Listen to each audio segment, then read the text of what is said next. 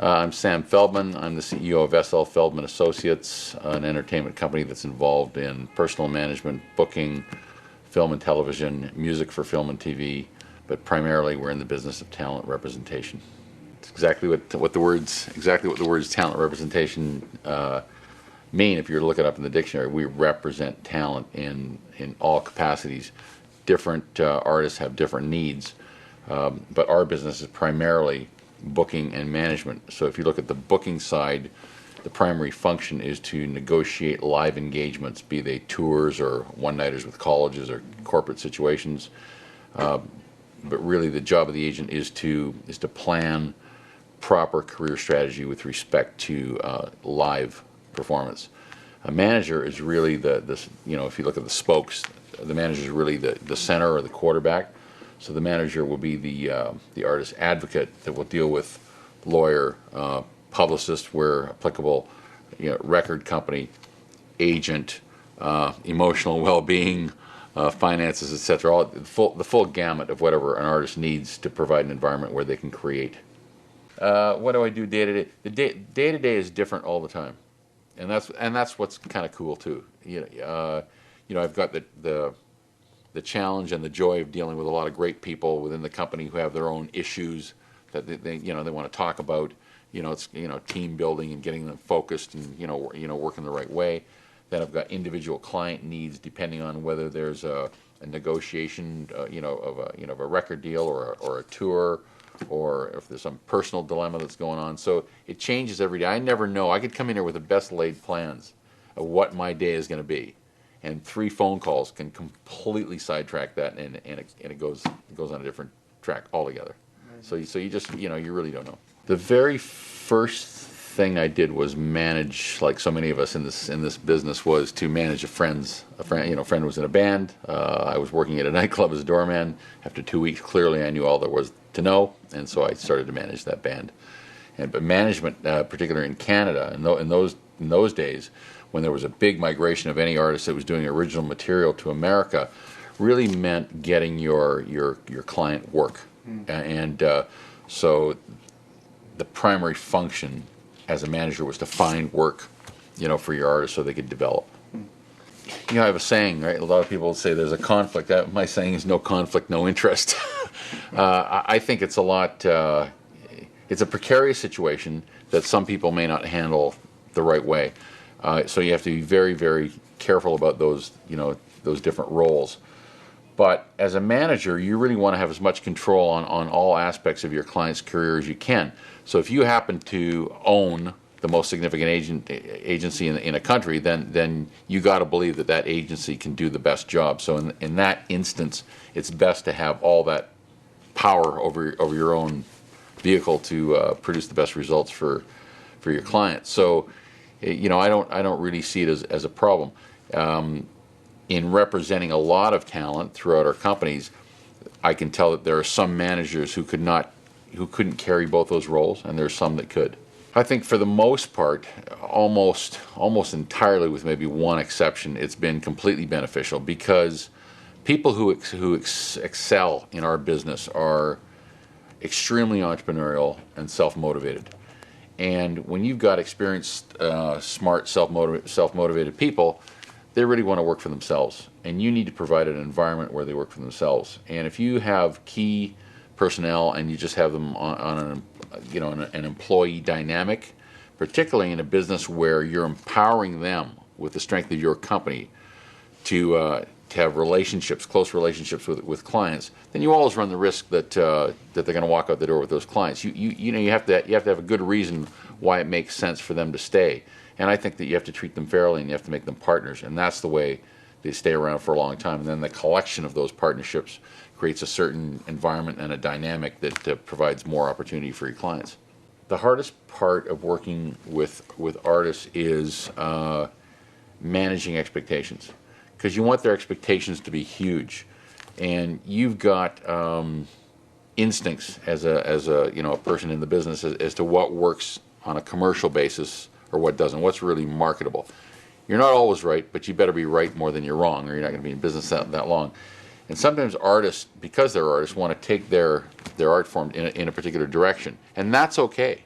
It doesn't matter whether whether it's Joni Mitchell doing the Mingus album or whatever. That's all fine. I'm all into as much artist expression as you can possibly get, but I also recognize that the further from the mainstream you get, the more challenging the job is to bring that music to a lot of people.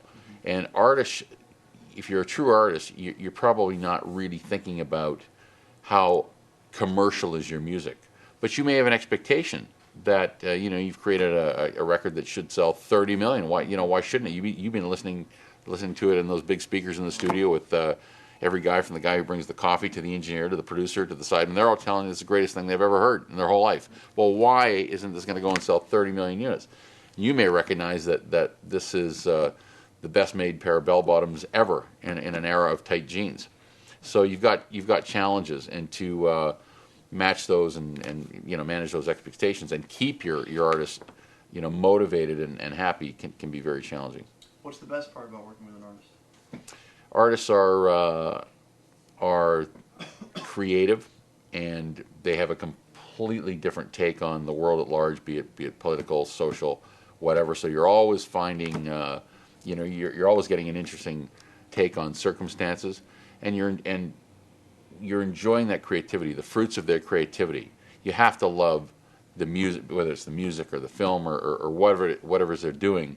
If you fall in love with that process and that end result, then that gives you the passion to succeed in a business that you better have some of that passion, because it's just way too tough to do it by rote. It's all the basic things. I think you have to have a certain amount of built-in. You have to be born with a certain. I don't even know if skill's the right word. You just got to be a certain way in terms of perception and just the way you are. You just you have to understand art to some degree, whether you've involved yourself in some kind of art course or whether you're an artist yourself. You just need to understand it. You need to understand people, and then you just got to work really, really, really hard. I mean, you just have to push hard. I will say that you can't take no for an answer. No is not an answer. It's a declaration of war. And then you got to be able to win that war and still be friends with the person that you had that war with. Okay, you have to define success. Okay, so let's define success as a lot of sales, for the moment. A career where a lot of people want to come see you. Obviously, hard work and understanding your craft. But I think being different in some way, having a slightly different perspective, being original in some way, and doing that effectively and doing it with conviction. I talked about my son earlier. When he started playing the guitar at 13, interesting enough, he was covering Led Zeppelin and AC/DC, all the classic rock bands. And I told him that if he wants to, if you really want to do this, you got to start writing songs. I went to see some shows recently, and where the support band or the backup band or whatever, just the musicianship was absolutely outstanding. But you're a sideman, and that's okay if that's what you want to do. But if you really want to take it forward, you got to do something original, and you just got to stick to your guns and just keep pushing forward. That's always the understated goal. I think it would be a real mistake to create art and just hope for critical acclaim. I think that could be the biggest mistake ever. You'd be compromising yourself, trying to second guess what the critics say. Critics are critics because they couldn't be you, So you don't want to be doing that. You just got to do what really feels right to yourself and stick with it. I'd probably go about it slightly different than the way I did it in these days, because I think it's a slightly more technical task than it was back then. I would get myself some kind of an education, whether it's reading a book by Don Passman or going to some course, just getting involved so you've got some basic knowledge of where you want to steer your client, so you don't make mistakes on that path. And then it's just finding the right client, someone that you believe in, both artistically and personally, and then dedicating yourself to pushing that career forward. And then it's very basic things. I mean, how do you get them exposed? How do you get people to know about them? Mm-hmm. Well, if you were me way back when, guess what? You went outside with a staple gun with a bunch of posters.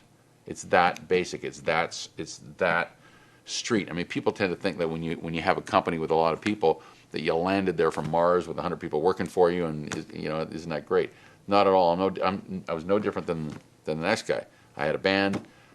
I had to rent a hall. I basically went everywhere and put up posters. People showed up. They liked the band. You spread the word. You get to every outlet, whether it's newspaper, internet, of course, right now, street, whatever. You just keep blasting that name. And when that artist performs somewhere, you do everything within your power to get as many people into that venue as humanly possible. You start with that. How do you find talent in the first place? If you're new, you just get out there. You hear about my son will be playing a battle of the bands on the 26th of this month. He's 15. There'll be 7 acts there. I mean, that's where you start. You just get out there and see who you like. But I would defy you to find any 18-year-old kid right now or 19-year-old kid who doesn't know someone who's in a band. It's not going to. If that's the case, that kid should carry on with that career in science. How do you recognize talent now? How do I recognize it? There's 2 things. It either has to be a voice or a level of musicianship that is so far beyond anything I've heard up to this point, or it has to be a message in that lyric and in that music that's going to move you, or you feel is going to change something. And if it's one of those 2 things, or preferably both, then you've got some talent. It's all programming. That was kind of it's interesting. I think everything happened 3 years ago. It was probably more like about 15 or 18 years ago. I remember a guy that I know who used to be with a big publishing company, ATV, phoned me up, and he was working for a company called Carolco, which was a film producer. At the time, they were producing this movie called Iron Eagle 2, an art piece. And they had some Canadian tax credit situation where they had to have a lot of Canadian music, so they wanted to involve someone. So the guy phoned me and said, hey, do you want to work on this project? And I've always had a real interest in film and television. I've always thought that sooner or later those things would start to merge to some extent. So I got involved and music supervised this film, and I really enjoyed it. I was part of that creative process as opposed to just representing the creative process. So I really enjoyed that. Then I thought, well, we should get into this, and so we set up a music supervision department, and we started to music supervise television, feature films. So we've done them, films from all over the world, but we're in Canada, so it's mostly Canada with horrifically small budgets. But it was something that not only did I enjoy, but I saw it as a possible outlet for for some of our talent. Whereas you see radio shrinking their formats, and it's so difficult to get new talent exposed. And back then there was no such thing as the internet. So I thought, here's another opportunity to get music out in front of people. Which, of course, since that time, it's just so prolific. I mean, every film has has a soundtrack, has a bunch of pop songs or whatever. I wouldn't just give them advice until I talked to them for a long time to see what it is they do, what do they want to do, and where they want to go with it. And everyone's different. I mean, there might be an artist where I say, you know what, don't get a producer, don't co-write, go and do everything yourself. Somebody else might come in and I might say, you know what, you're so close, you just need a bit of help, you just need some objectivity, and we might try and connect him with the right producer, or we might say, your songwriting's so close, but just why don't you try working with this person? Let's see if we can just drop a little bit of ink in that glass of water and see what we can change a bit. It's different. It's different every time. No one else would have me. I can't get another job now. Yeah, I think I was really suited to it in hindsight. I mean, I just look at my background and the way I dealt with certain things. I think I was very, very well suited. And when I got into this, I was lucky. A lot of people don't find their interest till later, or some not all. You see a lot of really brilliant people who are wandering aimlessly. And I was really lucky that I got into this, because the minute I got into it, there was no question in my mind. It was just, I had that fuel.